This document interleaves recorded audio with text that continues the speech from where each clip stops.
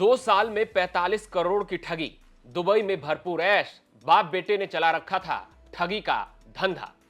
नमस्कार, मैं हूं आशीष कुमार झा और आप देख रहे हैं हरियाणा तक का ये खास शो क्राइम स्टोरी। यमुनानगर की इकोनॉमिक क्राइम ब्रांच की टीम ने बाप बेटे सहित 4 लोगों को गिरफ्तार किया है। इन पर किसानों से केचुआ खाद प्लांट लगाने का झांसा देकर करीब 45 करोड़ रुपए की ठगी की गई है। जिन किसानों को इस बाप बेटे ने अपने जाल में फंसाया वो हरियाणा, पंजाब, यूपी, राजस्थान और हिमाचल से आते हैं। यह अंदाजा लगाया जा रहा है कि करीब 5000 किसानों से यह ठगी की गई।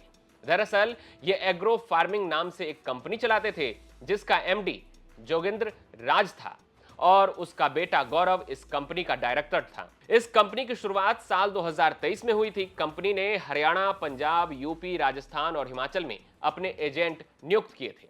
एजेंटों का काम था कि वो अपने राज्य के गांव में जाए और किसानों को केचुआ खाद प्लांट लगाने के लिए मनाए और उन्हें लालच दे कि उन्हें इससे बहुत ज्यादा मुनाफा होने वाला है। अब एजेंट गांव जाने लगे और किसानों से 1.5 से 2 कनाल जमीन में केचुआ खाद प्लांट लगाने की बात करते थे। एजेंट किसानों को बताते थे कि उन्हें कम से कम 2.5 लाख रुपए का इन्वेस्टमेंट करना होगा, जिसमें प्रति बेड की कीमत 10,000 रुपए होगा। एजेंट बताते थे कि खाद 3 महीने में तैयार हो जाएगी, जिसे कंपनी बेचेगी और किसानों को हर महीने 22,500 रुपए कंपनी देगी। और यह दावा किया जाता था कि अगले 2 साल में उन्हें अपने निवेश का दोगुना फायदा होगा। किसान लालच में फंसकर निवेश करते थे। कई किसानों ने तो 30 से 40 लाख रुपए तक निवेश कर दिए थे। करीब 2 साल तक बाप बेटे का यह खेल चलता रहा। जनवरी 2025 में अचानक कंपनी ने यमुनानगर के सेक्टर 17 के दफ्तर को बंद कर दिया, वेबसाइट भी हटा दी और कंपनी से जुड़े जितने भी मोबाइल नंबर थे सब बंद कर दिए। अब जब किसानों को पता चला कि उनके साथ फ्रॉड हुआ है, उनसे पैसे ठगे गए हैं, तो उन्होंने इसकी शिकायत यमुनानगर के सेक्टर 17 थाने में दी। एफआईआर दर्ज होने के बाद इसकी जांच शुरू हुई। पता चला कि दोनों बाप बेटा दुबई में हैं और वहां ऐशो आराम की जिंदगी जी रहे हैं। लेकिन धीरे धीरे पैसे खत्म होने लगे तो उन्होंने वापस भारत लौटने की सोची। इधर यमुनानगर पुलिस लगातार दोनों को ट्रैक कर रही थी। 6 सितंबर को जब जोगेंद्र का बेटा गौरव दुबई से डायरेक्ट फ्लाइट से दिल्ली पहुंचा तो दिल्ली एयरपोर्ट पर ही उसे गिरफ्तार कर लिया गया। वहीं दूसरी तरफ जोगेंद्र खुद गिरफ्तारी से बचने के लिए पहले दुबई से नेपाल गया।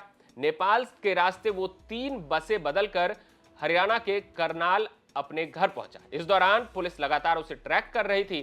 करनाल पहुंचने के बाद भी पुलिस ने उसे गिरफ्तार नहीं किया।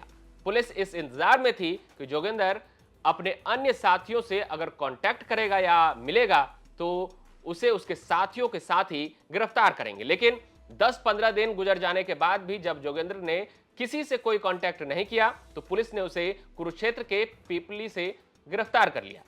गिरफ्तारी के बाद पुलिस ने उसे कोर्ट में पेश कर रिमांड पर लिया। रिमांड के दौरान जोगेंद्र ने खाद के कट्टे और मशीन बरामद करवाए हैं। वहीं अब पुलिस जोगेंद्र के फरार अन्य साथियों को भी ट्रेस करने में जुटी हुई है। साथ ही जोगेंद्र के दूसरे बेटे और बहू के खाते को भी खंगाला जा रहा है। आशंका है कि किसानों से ठगे गए पैसों का ट्रांजैक्शन उनके खातों से भी हुई है। अब देख रहे थे क्राइम स्टोरी। क्राइम स्टोरी के अगले भाग में हम फिर किसी खबर के साथ लौटेंगे। तब तक हरियाणा से जुड़ी तमाम खबर देखते रहें हरियाणा